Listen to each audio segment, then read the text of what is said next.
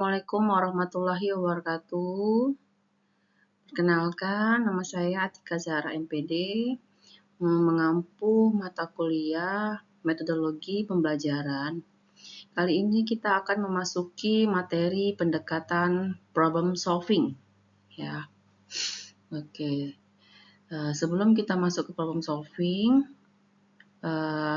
ada banyak sekali ya pendekatan-pendekatan itu.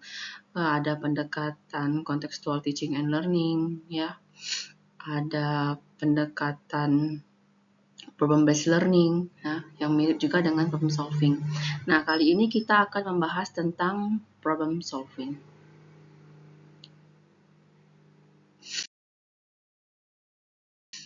Oke, pengertian problem solving, ya. Secara bahasa itu ada dua kata, problem dan solve, ya. Problem itu adalah masalah dan solve itu adalah pemecahan, ya. Menurut bahasa dari problem, a thing that is difficult to deal with or understand, yaitu sesuatu hal yang sulit untuk melakukan atau memahaminya. Yang diartikan juga a question to be answered or solved, ya, yaitu pertanyaan yang butuh jawaban atau jalan keluar. Sedangkan solve itu diartikan to find an answer to problem, mencari jawaban dari suatu masalah, mencari jalan keluar. Jadi secara terminologi, problem solving itu menurut Saiful Bahri dan Aswan Zain adalah suatu cara berpikir secara ilmiah untuk mencari pemecahan suatu masalah.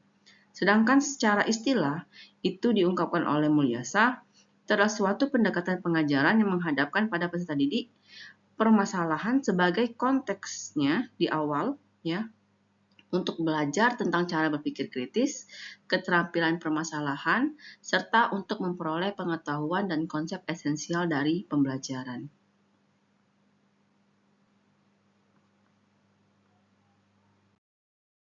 Oke, kita lanjut ke pengertian model pembelajaran.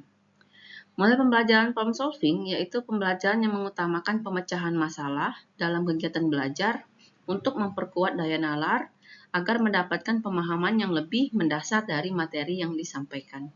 Jadi problem solving ini, ya, pertama kali kita akan memberikan suatu masalah kepada peserta didik. Masalahnya menggunakan konteks dalam kehidupan sehari-hari. Dalam upaya apa? Yaitu untuk memperkuat daya nalar peserta didik.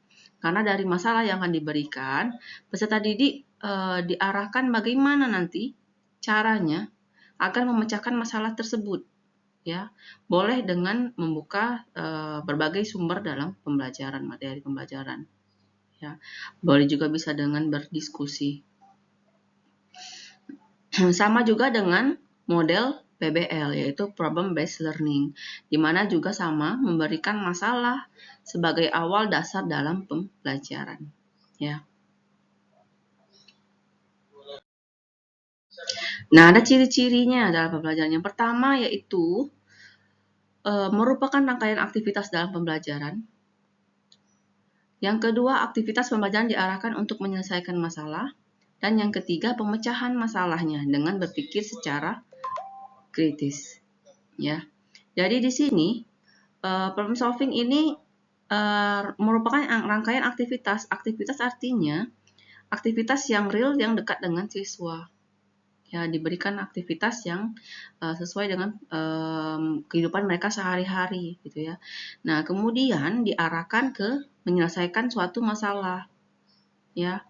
Jadi jangan terbalik, ini ada salah satu, yaitu pertama kali rangkaian aktivitas, kemudian diarahkan untuk menyelesaikan, kemudian bagaimana mereka melakukan pemecahan masalah dengan pendekatan berpikir. Ya. Kemudian lanjut, yaitu ada tujuan metode pembelajaran problem solving. Ya, itu ada dua. Yang pertama mengembangkan kemampuan berpikir. Ya, ada sebab akibat dan tujuan suatu masalah. Itu yang pertama. Jadi peserta didik itu memang di sini adalah tujuannya agar siswa mampu mengembangkan kemampuan berpikirnya. Ya, terutama di C4, C5, C6-nya.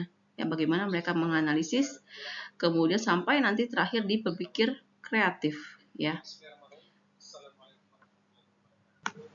Kemudian yang kedua, yaitu memberikan kepada siswa pengetahuan kecakapan yang praktis, bernilai dan bermanfaat bagi kehidupan sehari-hari. Ya, jadi bagaimana memberikan nanti pengetahuan, kemudian kecakapan mereka terampil ya dalam memecahkan dalam suatu masalah gitu ya.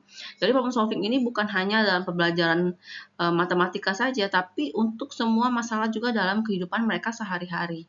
Ya, dibutuhkanlah kemampuan untuk problem solving ini ya. Oke, ini adalah langkah-langkahnya. Yang pertama yaitu understand of the nature of the problem.